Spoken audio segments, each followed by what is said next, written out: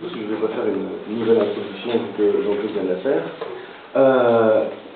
L'idée donc est de mettre certains thèmes en débat pour construire nos réflexions pour les années à venir, parce que le rôle du PG par rapport à la France Insoumise sera plus d'être en tête de fiche pour les élections, vu que les listes seront toujours France Insoumise, a priori. Le but est vraiment de pouvoir former, d'avoir les militants les mieux formés qui puissent tirer vers le haut les réflexions qui se passent au sein de la France Insoumise, d'où ces ateliers de réflexion. Le but est vraiment de faire un débat. Je vais présenter le propos, pourquoi l'agriculture pose question, mais je ne vais pas vous parler pendant une heure, c'est vraiment, je vais lancer des pistes de réflexion pour qu'après on ait un débat collectif tous ensemble. Alors, pour commencer, pourquoi parler de l'agriculture? A priori, ça peut sembler étrange dans un climat totalement urbain. Là, nous sommes tous strasbourgeois. Nous ne sommes pas des agriculteurs, nous ne connaissons pas la faim. A priori, c'est pas ce qui vient le plus à l'esprit. Pourtant, soyons matérialistes un minimum, la question de la nourriture est la question politique fondamentale. Qu'est-ce qui bouleverse les régimes politiques? Qu'est-ce qui a fait 1789? Qu'est-ce qui a fait 1917? C'est le manque d'alimentation. Les peuples peuvent supporter énormément de choses sur les conditions de travail, sur plein de trucs. La faim ne se supporte pas. Et donc, ne pas penser la question de l'agriculture, la question de la production de l'alimentation, c'est faire une impasse fondamentale sur la pensée politique qui doit être la nôtre. Or, la question de la faim, quand même nous, habitants d'Alsace, on ne la vit pas, est une question qui est complètement d'actualité dans le monde. Aujourd'hui, 850 millions de personnes souffrent de la faim dans le monde. En Afrique subsaharienne, de 40% à 55% de la population est sous-alimentée. Au Proche-Orient, alors que pourtant ils ont du pétrole, etc., il y a encore 15% de la population qui souffre de la faim. Donc le problème de la faim aujourd'hui n'est absolument pas réglé, et en 2050, la population mondiale va croître de 2 à 3 milliards d'individus.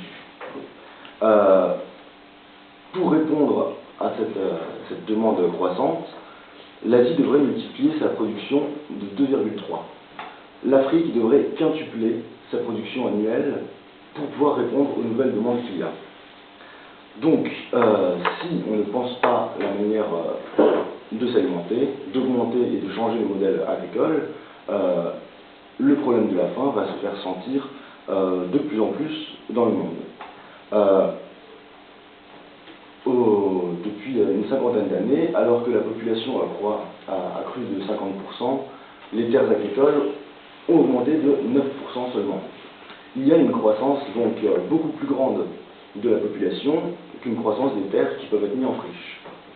D'où la question que ça pose et d'où l'attrait qui est réel pour le modèle agricole productiviste.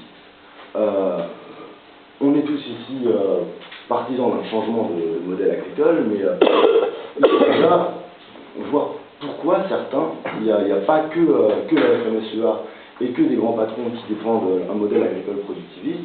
Il y a des gens de bonne foi qui ont des arguments, il faut comprendre ces arguments. Dans les années 50, en France, il y avait 8 millions d'agriculteurs pour 40 millions de personnes. Ce qui fait qu'un agriculteur nourrissait 5 personnes. Aujourd'hui en France, un agriculteur nourrit 100 personnes. Les rendements agricoles ont explosé. C'est ce qu'on a appelé la révolution verte. Et c'est ce qui fait la tentation pour certains de persévérer encore dans un modèle productiviste, de pousser les OGM, les grandes machines, etc., pour développer le rendement agricole, parce qu'ils disent tout simplement, quand on sera 10 milliards sur Terre, on n'aura pas le choix que d'avoir une agriculture extrêmement intensive. Toute la question, c'est est-ce que ce modèle est viable? Parce que la question n'est pas d'être idéologiquement contre un modèle parce que ça ne nous ferait pas plaisir. Si ça permettait de nourrir tout le monde, selon pragmatique, l'important c'est de nourrir les gens, c'est que les gens ne meurent pas de faim. Mais ce modèle court nécessairement à sa perte. Pour quelle raison? Alors, sur quoi se fonde ce modèle agricole? Comme tout le développement de l'économie, qui seront sur une division du travail croissante. On a ça dans le texte théorique, déjà Adam Smith au XVIIIe siècle, tout le monde a en tête le texte qui parle de la fabrication des aiguilles, où par la division du travail, la productivité augmente. Et c'est vraiment cette division du travail qui fonde l'évolution actuelle du monde, avec des pays qui se spécialisent dans telle production, ce qui fait qu'il y a une division spatiale du travail qui se fait. À l'échelle nationale, je disais avant, les campagnes se vident complètement pour augmenter en productivité, tandis que la majeure partie de la population sont dans un exode rural avec des grandes métropoles qui se construisent. Mais surtout, une grande division spatiale du travail à l'échelon international. Quelques chiffres. Le Mexique importe 40% de ses céréales. Le Gabon importe 86% de ses céréales. L'Algérie, 82%. Haïti, 70%. Le Sénégal, 61%. La Colombie, 56%, etc. Pour 43 pays en voie de développement, ces pays dépendent quasi entièrement des exportations de certains produits uniques. Si on regarde les pays d'Amérique latine, des Caraïbes ou d'Afrique, les exportations de sucre, de café, de coton ou de banane par exemple, représentent presque entièrement toutes les recettes de ce pays. Ce qui fait, ça va avec la division spatiale du travail, mais ce qui fait une extrême fragilité de ces pays pour n'importe quelle crise économique. Si le cours du sucre tombe ou n'importe quoi, on va avoir immédiatement des famines parce que les pays où ils vivent des exportations de sucre ou de coton ou quoi que ce soit, du coup le cours chute et encore plus au niveau de la balance commerciale, ça marche plus pour eux. Donc on voit une division spatiale du travail qui entraîne ces problèmes sociaux, mais qui se passe de différentes manières. Il y a déjà, donc, je disais, une dépendance de certains pays à leur production, une mise en concurrence totalement inégalitaire. Je vais vous lire un extrait qui est assez étourdissant. Au Cameroun, le poulet congelé européen est vendu 1,37 € le kilo, contre 2,28 € le kilo pour le poulet produit sur place. Les paysans camerounais courent donc à leur ruine. Entre 1996 et 2003, les importations de poulet sont passées de 978 tonnes à 22 000 tonnes, et la production nationale a chuté de 26 000 tonnes à 10 000 tonnes, ce qui a supprimé près de 110 000 emplois par an. Et comme en plus la chaîne du froid n'est pas totalement respectée pour les volailles congelées, les risques sanitaires explosent.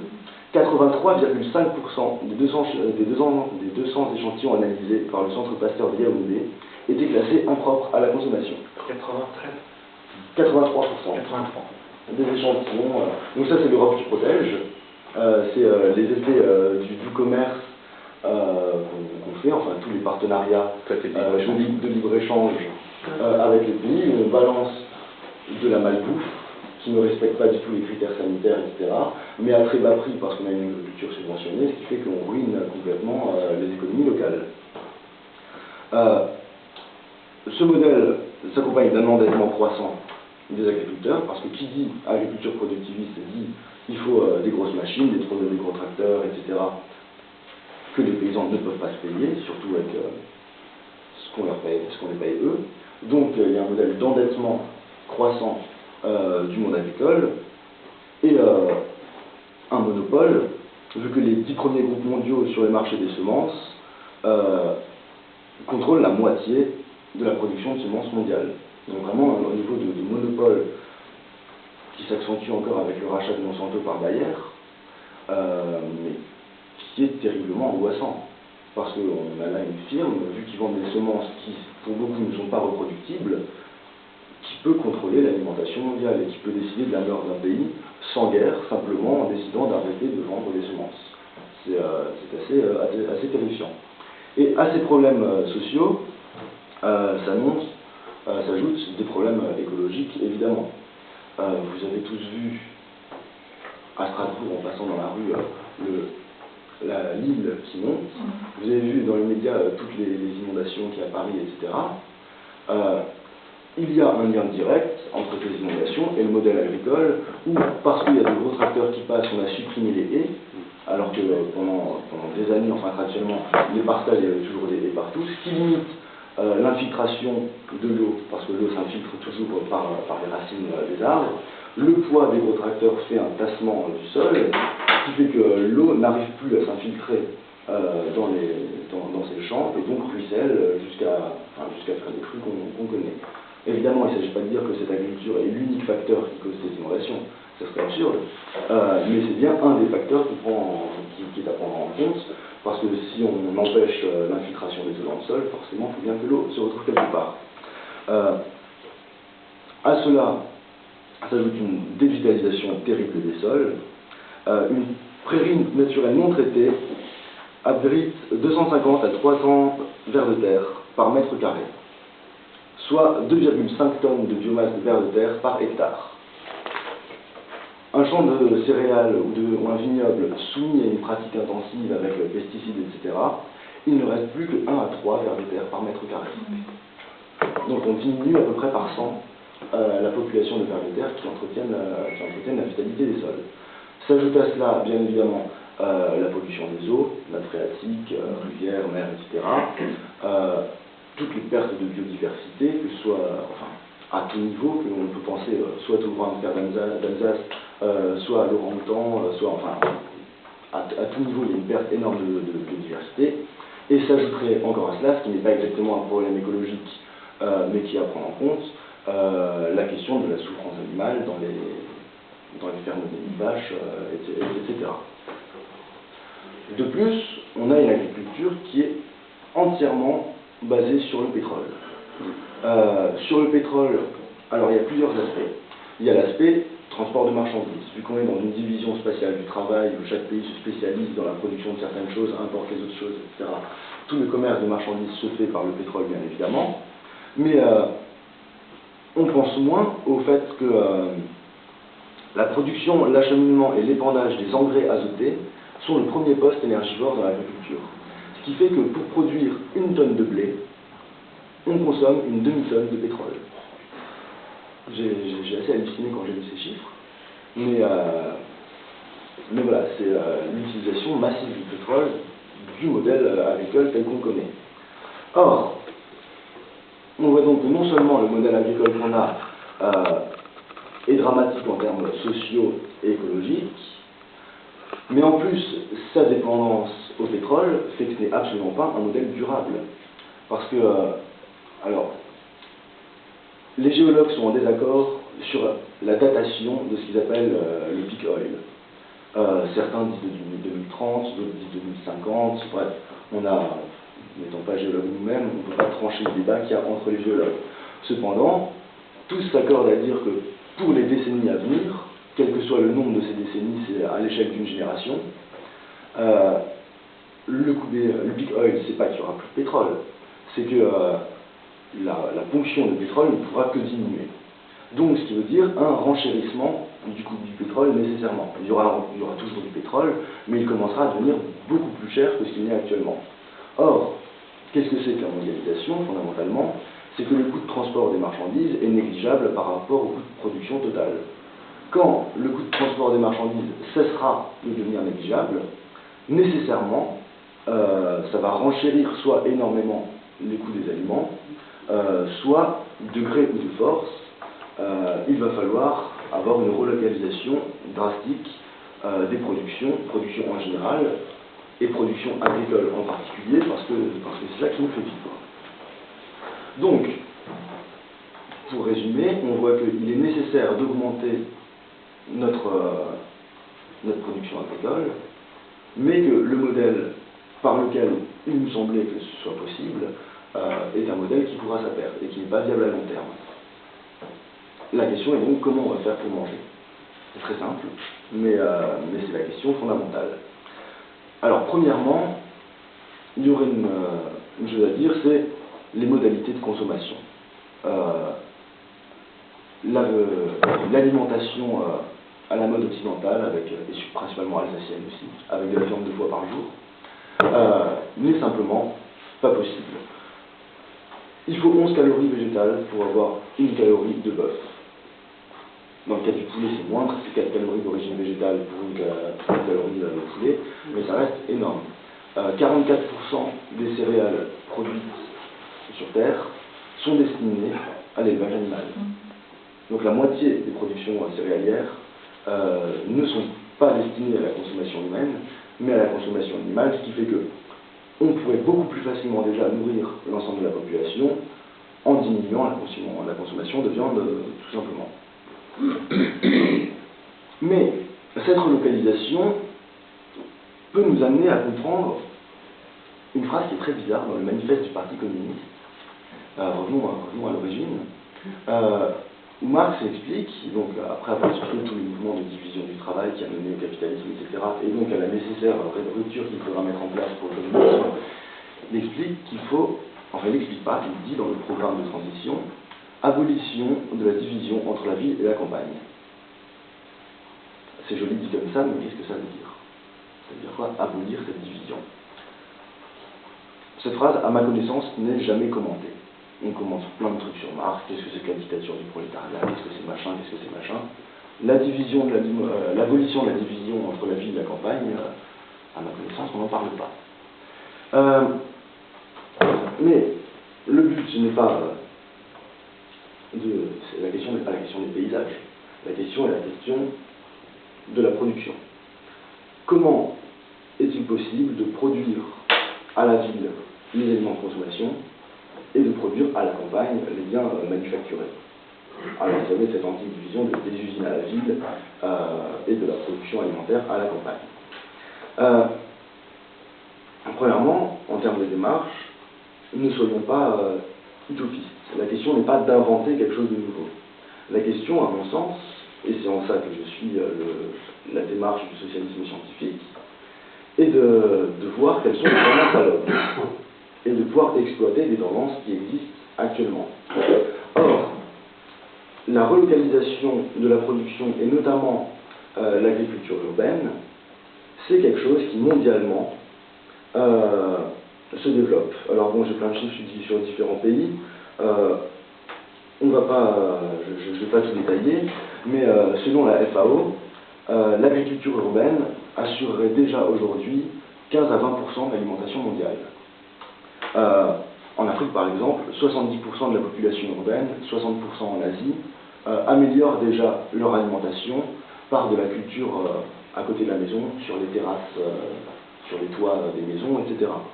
En Russie, la moitié de la population des grandes villes améliore son alimentation en cultivant des légumes sur les toits ou dans les sous-sols. Je pense que peut être des champignons, j'ai vu cette information, je ne comprends pas l'apport de soleil dans les sous-sols, mais c'est des champignons. Des endives. Des endives, voilà. Donc, cette relocalisation de la production n'est pas... si on dit qu'il faut faire quelque chose qui n'a jamais été fait, qui ne se fait pas, etc., ça serait une démarche utopique. On voit qu'il y a vraiment une tendance à l'œuvre. Simplement, cette tendance à l'œuvre existante est contrebalancée par d'autres tendances qui vont être Monsanto, toujours des tracteurs plus gros, etc., donc par le développement de la culture intensive. Notre but, à mon sens, en tant que parti politique, mais c'est ça qu'il faudra débattre, est de dire quelles sont les tendances qu'on va favoriser dans notre modèle agricole, comment on va faire pour essayer de mettre en place cette abolition de la division entre la ville et la campagne. Donc que faire à notre niveau? Il faut prendre ça sur deux aspects. Premier aspect, comment redynamiser les campagnes? Comment éviter cet exode rural permanent qui va à la construction d'énormes mégalopoles? Le programme L'Avenir en commun exploite beaucoup cette thématique, où il est expliqué que le passage à l'agriculture paysanne créera 300 000 emplois. Il faut développer et maintenir la présence de services publics dans les campagnes pour inciter les gens à rester à la campagne, parce que s'il n'y a plus de supérettes, s'il n'y a plus de pharmacie, s'il n'y a plus de médecins, s'il n'y a pas d'école, s'il n'y a pas de poste, il est logique que les gens ne restent pas non plus. Donc il faut un investissement public massif pour maintenir et développer les services publics dans les campagnes. Il faut agir pour une rémunération correcte des producteurs, leur permettre de financer leurs installations par un pôle public bancaire pour freiner l'endettement croissant du monde agricole, et faire des aides à la restauration du bâti ancien. Tout ça, là c'est un panel de mesures, il y en a d'autres, vous trouvez ça dans le livret thématique sur l'agriculture de l'avenir en commun. C'est déjà des choses qui vont tout à fait dans le bon sens de redynamiser les campagnes. Mais ce qui manque à mon sens, c'est qu'il y a deux sens. D'un côté, comment amener les gens à la campagne, de l'autre côté, comment amener la production ouvrière dans les villes. Et ça, il y a énormément à faire. Et vu qu'il s'agit de choses locales dans les villes, c'est quelque chose sur lequel on pourra peut-être agir d'ici 2 ans, par exemple, en 2020. Alors, quelles seront les mesures qui pourraient être mises en place? Déjà, développer tout ce qui est jardins familiaux, AMAP, jardins ouvriers, jardins partagés, qui sont une grande tradition en France. À l'époque, fin du 19e siècle, où il y a eu l'exode rural d'énormément de gens qui ont quitté les campagnes pour aller vivre dans les usines, pour aller travailler dans les usines, c'est là que sont créés les jardins ouvriers pour tous ceux qui venaient des campagnes et qui avaient l'habitude de cultiver la terre, garder une petite passerelle pour une petite parcelle pour améliorer leur alimentation. Donc c'est déjà une tradition ouvrière ancrée dans notre pays, mais qu'il faut absolument développer. Cela ne pourra se faire, et c'est là le grand danger, que par une maîtrise du foncier. Actuellement, si on regarde la politique de l'Eurométropole strasbourgeoise, chaque parcelle de terre doit être vendue à un promoteur, parce que ce qui compte, c'est les sous.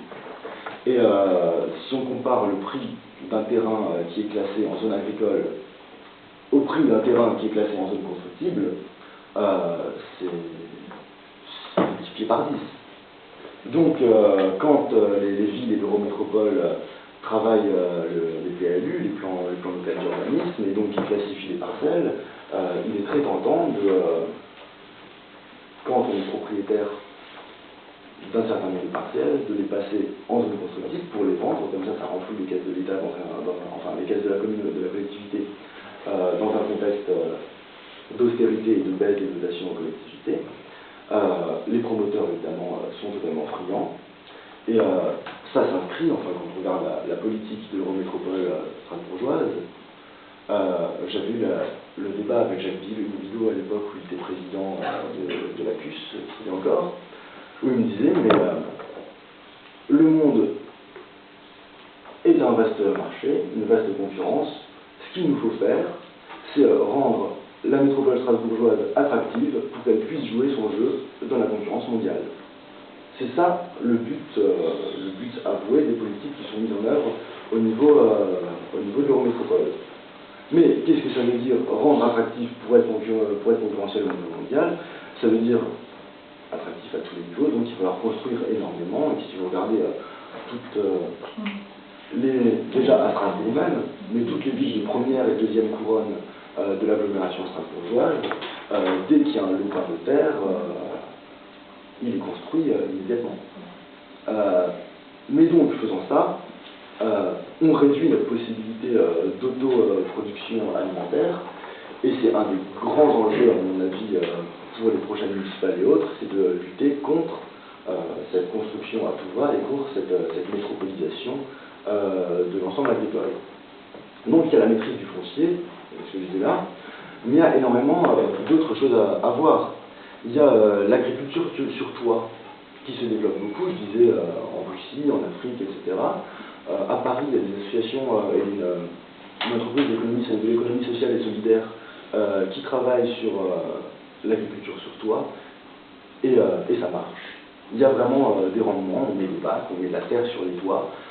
Énergétiquement, c'est tout à fait valorisant parce que ça fait une isolation pour l'immeuble, pour les gens qui y habitent. C'est que en été, ça fait de la fraîcheur, en hiver, ça isole du froid.